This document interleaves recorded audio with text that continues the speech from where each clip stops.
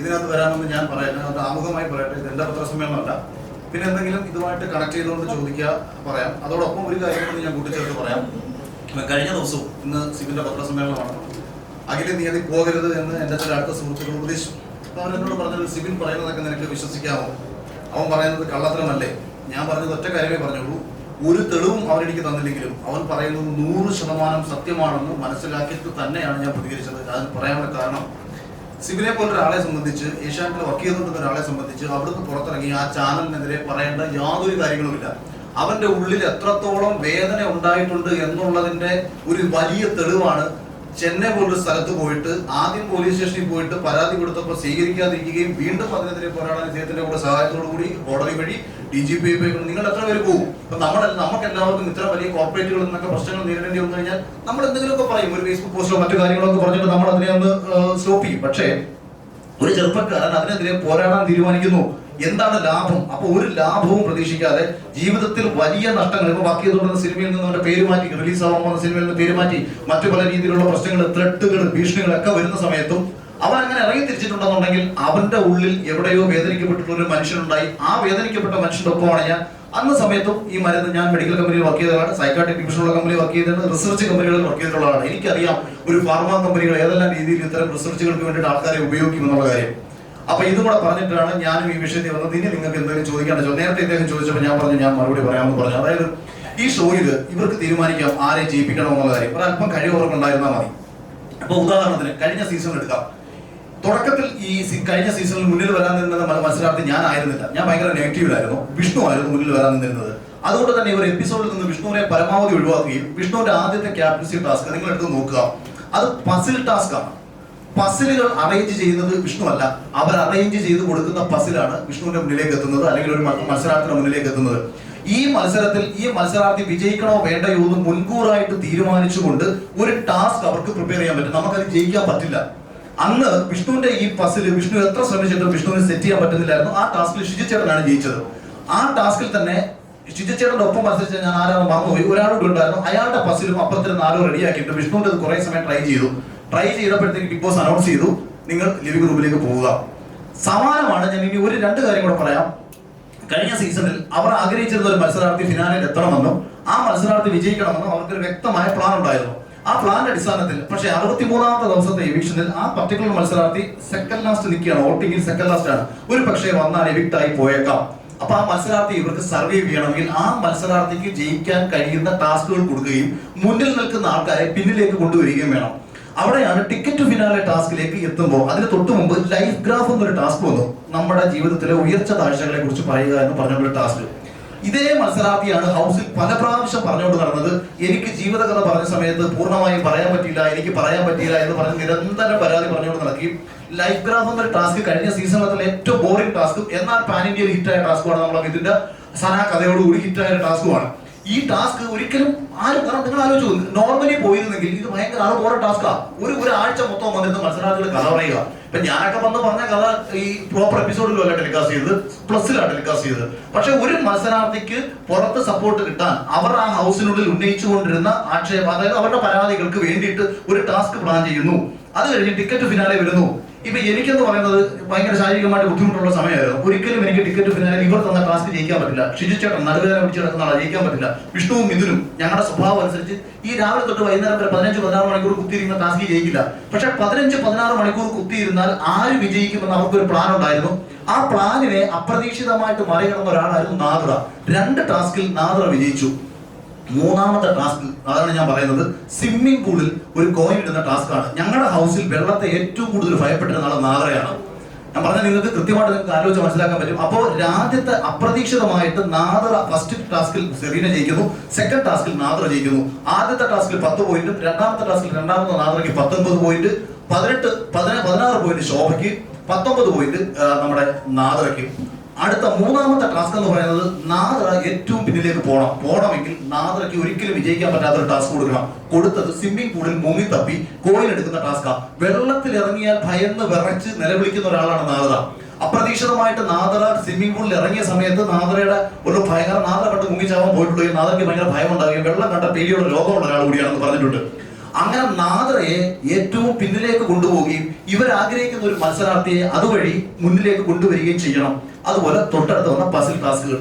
പിന്നെ family week ഞാൻ ഈ പറഞ്ഞ മത്സരാർത്ഥിയുടെ വീട്ടിൽ നിന്ന് ആരും വരില്ല എന്ന് പറഞ്ഞപ്പോൾ അത് മാറ്റിവെക്കാൻ തീരുമാനിച്ചതാണ്.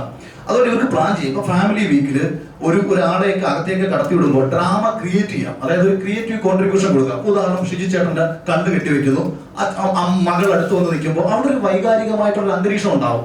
ഇപ്പം അച്ഛനായ ഞാൻ ഫ്രീസ് ആയിട്ട് നിൽക്കുകയും എന്റെ മക്കൾ എന്റെ അടുത്ത് വന്ന് നിൽക്കുകയും ഞാൻ ഫ്രീസ് ആണ്, മക്കളുടെ എല്ലാ റിയാക്ഷനും കണ്ടുകൊണ്ട് നിൽക്കുമ്പോൾ സ്വാഭാവികമായിട്ടും ഒരു വൈകാരിക തലത്തെ ഇവർക്ക് ക്രിയേറ്റ് ചെയ്യിച്ചെടുക്കാം. അതായത് മത്സരാർത്ഥികളിൽ നിന്ന് സ്വാഭാവികമായി ഉണ്ടായില്ലെങ്കിലും ക്രിയേറ്റ് ചെയ്യിച്ചെടുക്കാൻ പറ്റും. പക്ഷെ അതേസമയം അത് എനിക്കങ്ങനെ തന്നില്ല. എന്റെ കാര്യത്തിൽ അപ്രതീക്ഷിതമായി സംഭവിച്ചതാണ്. എനിക്ക് പ്ലെയിൻ എൻട്രിയാണ്, അതായത് എന്റെ വൈഫും കുട്ടികളും സ്ട്രെയിറ്റ് ആയിട്ട് കയറി വരികയാണ്. അവിടെ ആ ഡ്രാമ അവിടെ സംഭവിച്ചത് നോർമൽ ആയിരുന്നു, നാച്ചുറൽ ആയിരുന്നു. മറ്റുള്ളവർക്ക് വേണ്ടിയിട്ട് ഇവരെന്ത് ചെയ്തു, ബാക്കപ്പ് സപ്പോർട്ട് കൊടുക്കേണ്ടിരുന്നു. അപ്പൊ ഞാൻ ഈ പറഞ്ഞത് കൃത്രിമത്വം കാണിക്കുകയല്ല, അവർക്ക് ഫേവർ ചെയ്ത് വിജയിക്കാൻ ശേഷിയുള്ള ഒരു മത്സരാർത്ഥിക്ക് വേണ്ടിയിട്ട് പരമാവധി ചെയ്യാം. ഇപ്പൊ തുടക്കത്തിൽ നമ്മളെ തോൽപ്പിക്കാൻ വേണ്ടി ഒരു ടാസ്ക് പ്ലാൻ ചെയ്യാം. ഇപ്പൊ സിവിൻ, ഉദാഹരണത്തിന് ജിൻഡോ നന്നായി പെർഫോം ചെയ്യുന്ന ഒരാളാണെന്നും ജിൻഡോയ്ക്ക് പർട്ടിക്കുലർ ടാസ്കുകൾ കഴിവുണ്ടെന്നും അവരുടെ ഒരു മത്സരാർത്ഥിക്ക് ആ കഴിവല്ല വേറൊരു കഴിവാണെങ്കിൽ ഒരു ടാസ്ക് കൊണ്ടുവരെ ഡൗൺ ആക്കുക. ഇപ്പൊ ഹോട്ടൽ ടാസ്കിൽ എന്നെ സെക്യൂരിറ്റി ആയിട്ടാണ് നിർത്തുന്നത്. കഴിഞ്ഞ സീസണിൽ സെക്യൂരിറ്റിക്ക് എന്ത് ചെയ്യാൻ പറ്റും, അവിടെ യാതൊരു റോളും ഇല്ല ടാസ്കിൽ, അവിടെ പുറത്തു പോയി നിൽക്കണം. പക്ഷെ നമ്മൾ അതിനെ അതിജീവിച്ച്, അതായത് അവിടെ നിന്ന് എനിക്കെതിരെ പ്ലാൻ ചെയ്തുകൊണ്ടിരിക്കുന്ന കാര്യങ്ങൾ നമ്മൾ മനസ്സിലാക്കി അതിജീവിച്ചത് കൊണ്ടാണ് സർവൈവ് ചെയ്ത് മുന്നേ വരാൻ പറ്റിയതും അത് പ്രേക്ഷകർ തിരിച്ചറിഞ്ഞത് കൊണ്ടാണ് വിജയിക്കാൻ പറ്റിയത്. എന്നിട്ട് ഞാൻ പറഞ്ഞല്ലോ, ഫിനാലയിൽ റോബോട്ടിക് ആയിട്ട് വോട്ടുകൾ വന്ന് കയറി അത് പിടിച്ചതാണ്. അത് എന്തുകൊണ്ട് പിടിച്ചു എന്ന് ചോദിച്ചാൽ, കഴിഞ്ഞ സീസണിലെ ക്രിയേറ്റീവ് ഡയറക്ടർ വളരെ സാമാന്യ മര്യാദയുള്ള ഉത്തരവാദിത്വ ബോധമുള്ള, അല്ലെങ്കിൽ ഒരു ഷോ നന്നായിട്ട് പോകണമെന്ന് ആഗ്രഹിക്കുന്ന ഒരു ലേഡിയായിരുന്നു.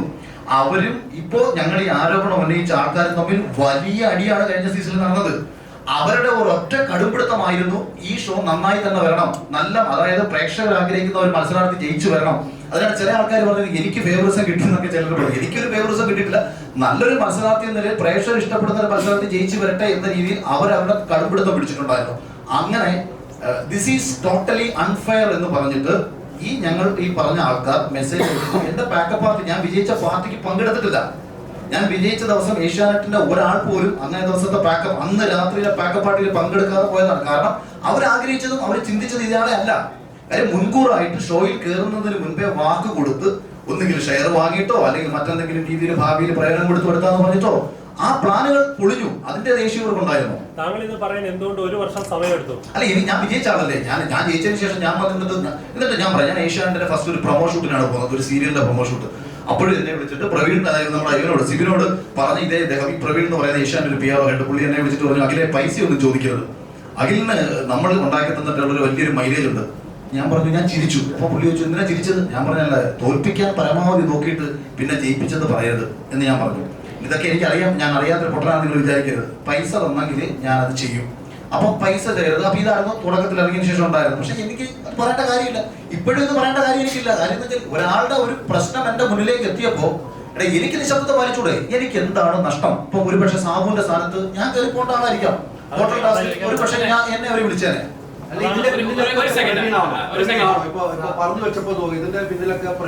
എന്നോട് അന്ന് പറഞ്ഞ ആള് പ്രവീണാണ്. പ്രവീൺ ചിലപ്പോൾ ഇവനായിട്ട് ബന്ധപ്പെട്ടിട്ടുണ്ടായിരിക്കും. അതുപോലെ ചാനലിലുള്ള മറ്റുള്ള ആൾക്കാരും ഉണ്ടായിരിക്കും. ഒരുപാട് ഒന്നിലധികം ആൾക്കാർ നിയന്ത്രിക്കുന്ന ഷോ അല്ലേ ഇത്? അതിൽ എനിക്ക് എന്നോട് അന്ന് സംസാരിച്ച ആള് പ്രവീൺ എന്ന് പറയുന്ന ഏഷ്യാനെറ്റ് PR ഉണ്ടായിരുന്നു. അന്ന് എന്നോട് സംസാരിച്ച ആള് അന്ന് ഞാൻ പറഞ്ഞത്, ഈ പ്രോഗ്രാം കഴിഞ്ഞിട്ട് പൈസ മേടിക്കണ്ട എന്ന് പറഞ്ഞില്ല. എന്റെ അടുത്ത് ഷെയർ ചോദിച്ചു, ഷെയർ ചോദിച്ചു കഴിഞ്ഞാൽ പിന്നെ എനിക്ക് കൊടുക്കാനൊന്നുമില്ല, പിന്നെ 100 പോലും കൊടുക്കാനില്ല.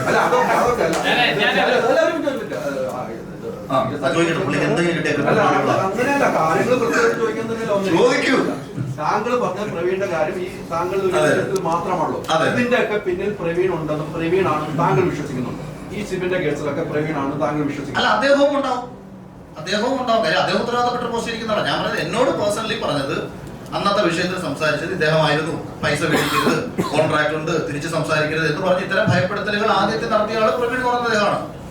ഇപ്പൊ ഈ ശോഭ തന്നെ പറഞ്ഞല്ലോ, പ്രവീൺ ചേട്ടനാണ് ശോഭയെ ബിഗ് ബോസിലേക്ക് കയറ്റി വിട്ടെന്ന് പറഞ്ഞത്.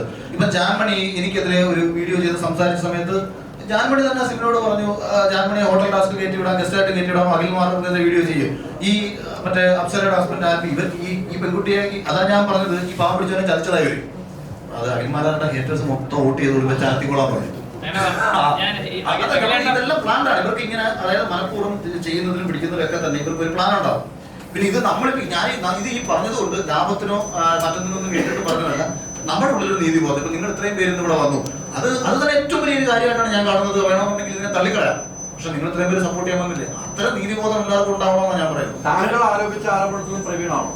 ഏതായിരുന്നു താങ്കൾ പീഡനാരോപണമൊക്കെ അത് എന്നെ പീഡിപ്പിച്ചിട്ടില്ല. അല്ല, താങ്കളെ പീഡിപ്പിക്കാനുള്ള ആണല്ലോ. താങ്കളടുത്ത് ഈ ആളുടെ പേരാണ് പറഞ്ഞത്. താങ്കളടുത്ത് ഈ പേരാണ് പറഞ്ഞത്.